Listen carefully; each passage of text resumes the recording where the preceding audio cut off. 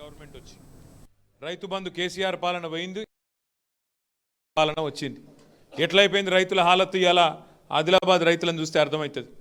పంట కొనటోడు లేడు, కొంటే అందులో కట్టింగ్లు. సోయాకు కష్టమే ఉన్నది, పత్తికి కష్టమే ఉన్నది. పత్తి రైతు అయితే ఇలా చిత్తైపోయింది. ఈ రాష్ట్ర ప్రభుత్వంలో, ఈ రాష్ట్రం వచ్చినాక, ఈ ముఖ్యమంత్రి వచ్చినాక, కాంగ్రెస్ వచ్చినాక పత్తి రైతు చిత్తైపోయింది. సోయా రైతును అడిగేటోడు లేడు, దానికి మళ్ళీ కట్టింగ్లు. గతంలో 13 క్వింటాలు ఉంటాయి, ఇప్పుడు 7 క్వింటాలు అని కట్టింగ్లు. మొన్న అన్నవాళ్ళు పిలిస్తే, రామన్న గారు అనిల్ అన్న పిలిస్తే మన ఆదిలాబాద్ మార్కెట్కి వచ్చిన నేను, మీరందరూ కూడా చాలామంది వచ్చినారు. వచ్చినప్పుడు మనం చూసినాం రైతుల హాలత్. మనం వస్తున్నామంటే మార్కెట్ బంద్ పెట్టిరు. ఆ రోజు మీకు యాదకుండాలి, మార్కెటే బంద్ పెట్టిరు. సోమవారం వచ్చినాం అనుకుంటాం మేము. ఆ రోజు కూడా సోమవారం మార్కెట్ బంద్ పెట్టిరు.